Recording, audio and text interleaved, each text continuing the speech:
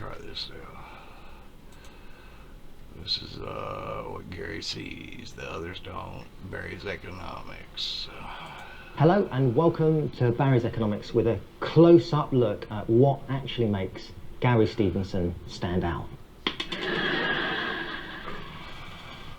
For those of you that don't know, Gary Stevenson is a trader, an economist who's a lot on social media at the moment, across all media at the moment, and he is a self-made millionaire, and he seems to be arguing against his own self-interest because all he wants to talk about is how much we need to tax people like him.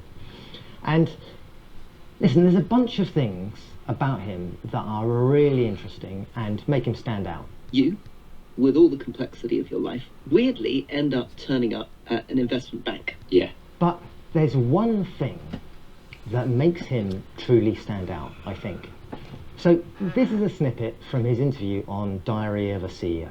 You know, our kids will be rich, their kids will be poor. And I just think we should be honest with them. Capitalism's finished. We won. Well done, Stephen. Well done, Daniel. Well done, Gary. It's over now. Our kids will be rich, their kids will be poor. They'll pay the taxes. We won't pay the taxes. We'll avoid it. I'll make money betting on it year after year. Why are we lying to them? Why are we lying to them? Yeah, I think that's an overly simplified view of things. I don't think a simplified view of things that has made me a multi-millionaire. Yeah. Well, look, entrepreneurs take bets on the economy as well. We take bets differently. When we start a company, we're betting on how Do you think the average British and American worker at the 50th percentile, do you think their kids will be richer than they are? And this is part of it. So, firstly, he's naming and pointing out the privilege that he has and the other people in the room have. Like, when do you... Alright, these guys are arguing about the tax, and think about the tax. The tax is fucking voluntary. You can't fucking force somebody to pay a tax. That's slavery.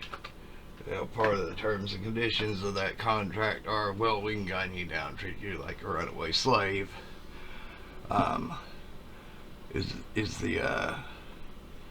That's the real fucked up part about the contract. Although there's plenty of admissions from the government itself that the taxes are fucking voluntary.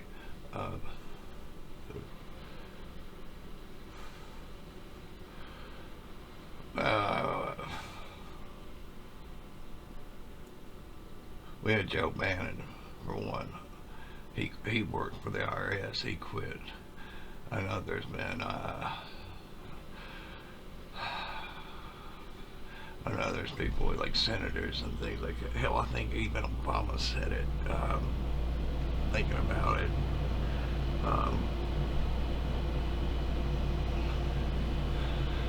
But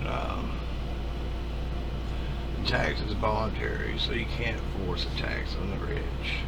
But nobody ever talks about using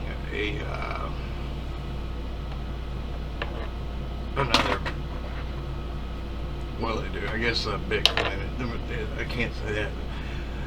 The whole thing with the fucking Bitcoin and the blockchain and all this, people, it's controlled by the same system, the same fucking network. These people, you cannot trust the fucking block. You cannot trust fucking electronic fucking, no. You just cannot trust them with the electronic data on you see how they fucking wipe shit out, trying to get rid of things like the Wayback Machine. You do not give the money power the fucking ability to, it's just, I feel like I'm wasting my time even trying to make this argument because people have got their heads so far up their fucking asses, like, thinking that everything's a fucking conspiracy. Your fucking history. It's Tragedy and Hope by Carl Quigley. That's it. That's an admission.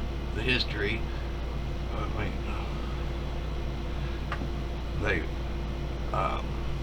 Quigley makes note of the secret papers and records that he's used to write this book. Those are their private fucking papers. They allowed Quigley to go through.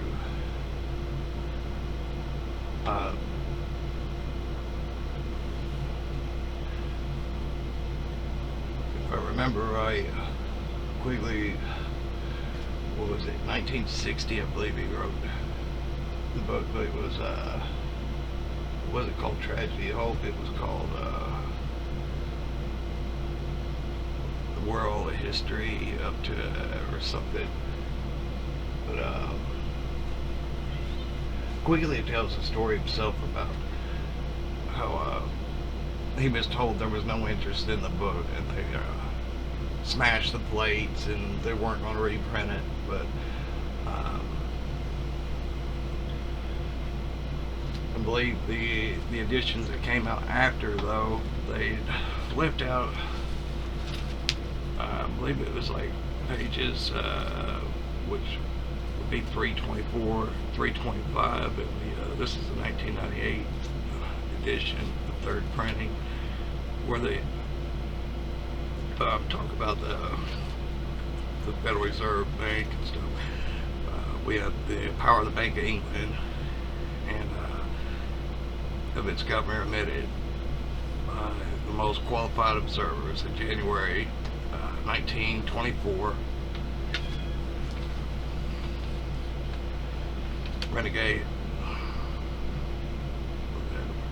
Renegal McKenna, who had been the chancellor of the Inquirer in 1915 through 1916 as chairman of the board of Midland Bank, told its stockholders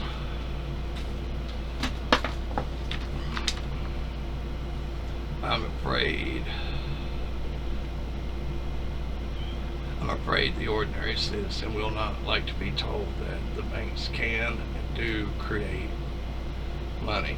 They who control the credit of the nation direct the policy of the governments and hold in their hand, hold in the hollow of their hands the destiny of the people.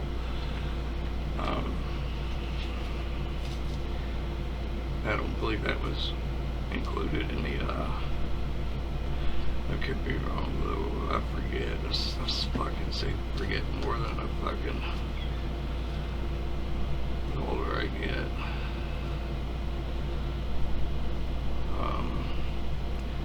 The previous page, the apex of the system was to be the bank for the international settlements.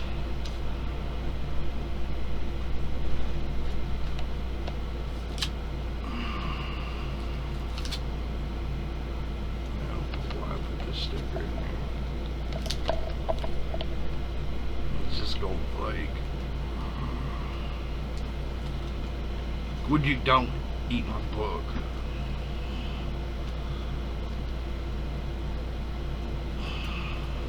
Come here. Come here, baby. Come here. What are you doing?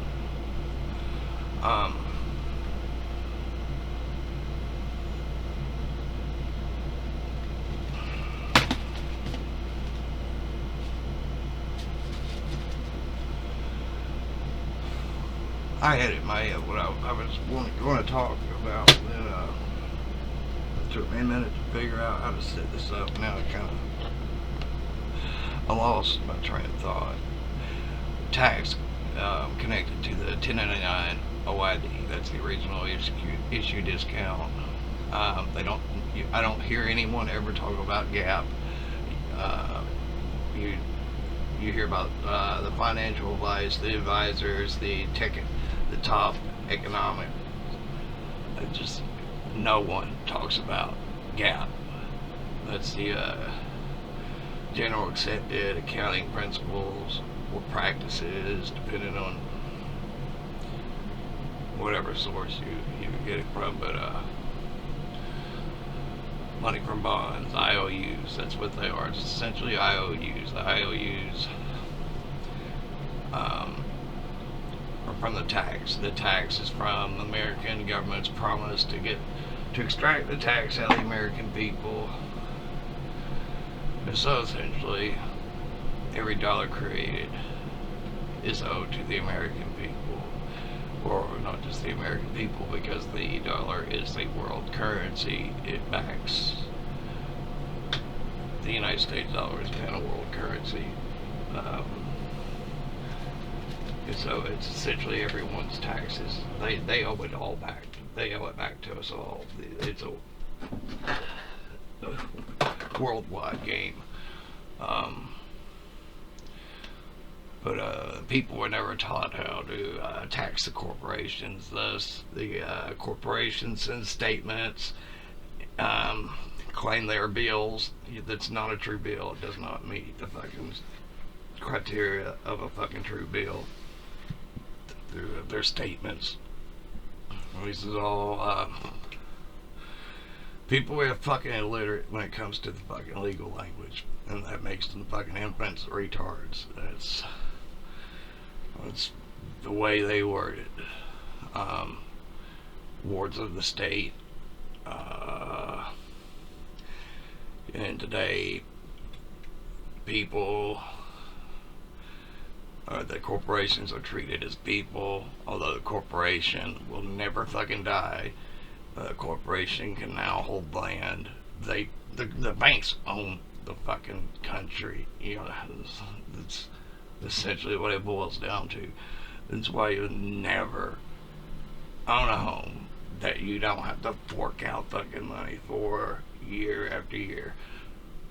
There are exemptions, I guess, in some where they allow, once you get to a certain point in your life, they may allow you to stop paying the tax.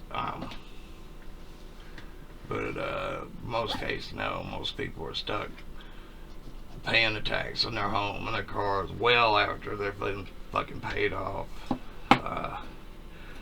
And the rate of the taxes, as they go up, fuck, it wouldn't surprise me if people were paying more in taxes than they did for their fucking home. As the property values increase, it's that 2% target inflation they claim, but they have to consistently, they can change the way they calculate inflation to play this game on the American people of the world. I don't like saying American people because this is a fucking worldwide thing. This is a solo game. Is like war. War they call war. We call it theater because that's what it is. Fucking these guys behind the scenes, they're fucking related. They're not. I'm not saying they don't, because there have been times in the past they've gone after each other. It's damn it, I forget that term. Slipped my mind.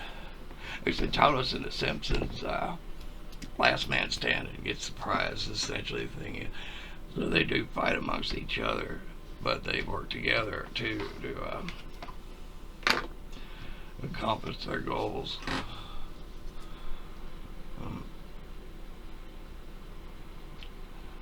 People, they're involved. I mean, they're wrapped up in everything, like from fucking secret societies, you name it. They've got their hands in everything. You get people that fucking will stand up and defend. I've been a Mason for fucking 30 years, and I ain't never. The thing is, a lot of good's been done, or a lot of evil's been done in the name of good, and you carry a fucking tracking device on you, and you have most of your fucking life now. People are fucking shocked when I can tell them about this. It's like, you carry a fucking tracking device, a camera, a microphone. You have them installed in your homes. There's no telling what electronics you buy. They're fucking installed in. It's no fucking.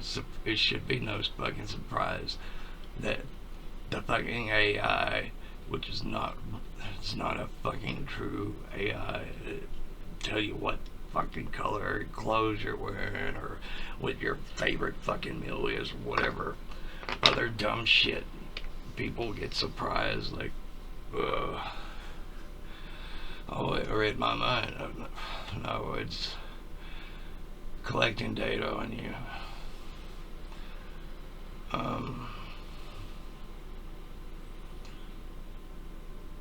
This feels kind of pointless too, because I can't think of a way that how would you spread the truth in an age where everything is under control, where the algorithms can direct you to where people see you or if they don't. X does it openly. They sell the boosted part where, oh, you're more visibility, and that also kind of ties into the social credit score on whether you're fucking seen or not. I don't know. Forgive me if I'm not really prepared or excited, or I just don't see this going anywhere. I feel like I've wasted my fucking time even attempting to make a video and discuss this shit, but who knows? The only thing I do is fucking try and leave it in God's hands. He wants people to see the fucking message, and so be it.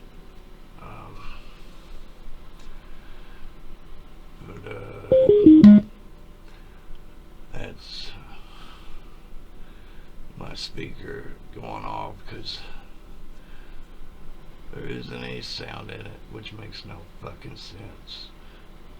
It's not using any power. Why turn it off? You switch from a fucking green light to a red light. Power saving mode. It's fucking retarded.